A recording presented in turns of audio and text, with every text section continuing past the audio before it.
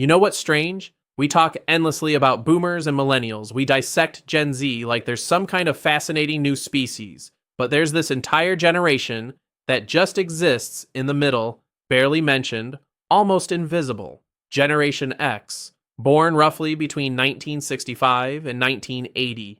They're your older coworkers who never complain, your parents who seem oddly detached sometimes, the people who built the internet but don't post about their breakfast. And here's what nobody tells you. Their psychology is probably the most misunderstood of any living generation.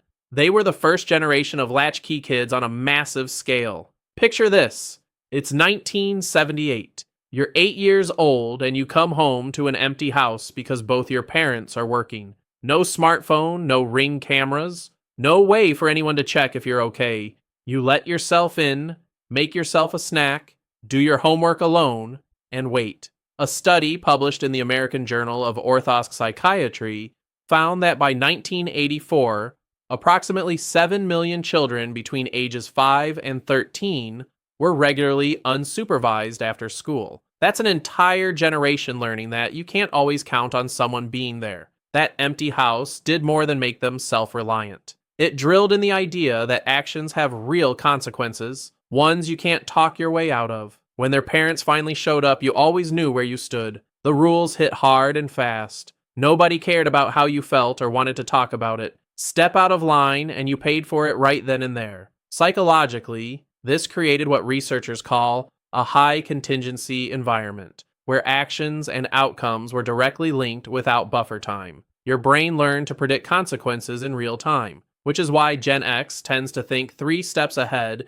in ways that baffle younger generations. Gen X grew up watching their parents talk a big game about stability, then turn around and rack up divorce rates through the 70s and 80s. They saw people give their all to companies only to get pink slips when the next round of layoffs hit. Everyone told them, work hard, follow the rules, and life will work out. But then the rules just changed right in front of them. So, yeah, psychologists might call it defensive pessimism, but Gen X, they just call it being realistic. It's not that they're cynical exactly. It's more like they built up this emotional armor. They cross their fingers for good things, but deep down they expect the rug to get pulled out because honestly, that's what kept happening. And that's a big reason you barely hear them on social media. They grew up in a time when privacy was just normal. When you messed up as a kid, maybe a handful of people knew and that was that. No phones, no viral videos, just some awkward memories in a basement or a parking lot.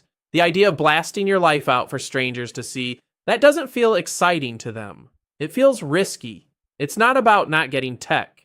It's about learning early on that the less people know about you, the safer you are.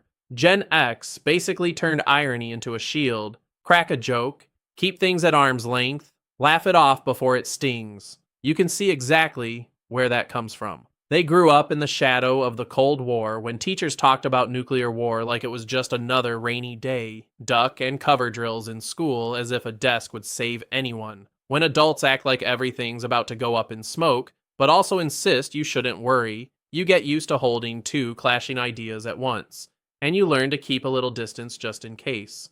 But here's what's fascinating. Despite all this, Gen X developed a distinctive approach to work that stands out even today. They don't talk about it. They don't post about it. They just do it.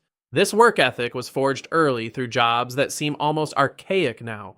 Paper routes at 5 in the morning, bagging groceries, working fast food registers where you had to calculate change in your head when the machine broke. These weren't resume builders. They were raw introductions to the adult world where a 12-year-old could be responsible for delivering news to an entire neighborhood. They watched their parents' generation get destroyed by corporate restructuring. So they never believed in company loyalty, but they're fiercely loyal to their own competence. They can't control whether they'll get laid off, but they can control whether they're the most valuable person in the room when layoffs happen. There's this weird paradox at the core of Gen X psychology. They're simultaneously the most independent generation and the most quietly collaborative.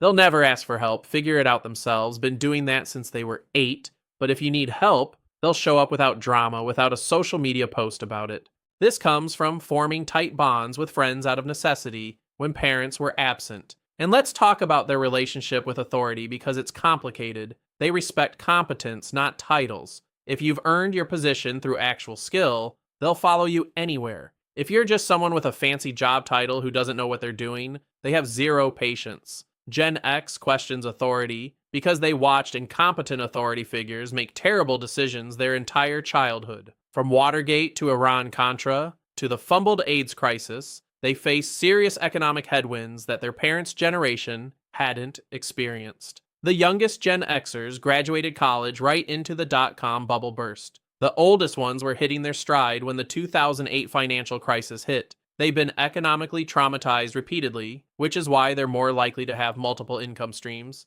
not because they're entrepreneurial by nature, but because they've learned that nothing lasts. Gen X tends to struggle with what some researchers have identified as patterns of self-reliance that border on anxiety. They're incredibly capable at handling crisis situations, but that capability often comes from an unwillingness to depend on others. Research in the Journal of Adult Development shows that Gen Xers report lower levels of seeking social support during stressful periods, not because they don't have people they could ask, but because asking feels like admitting defeat.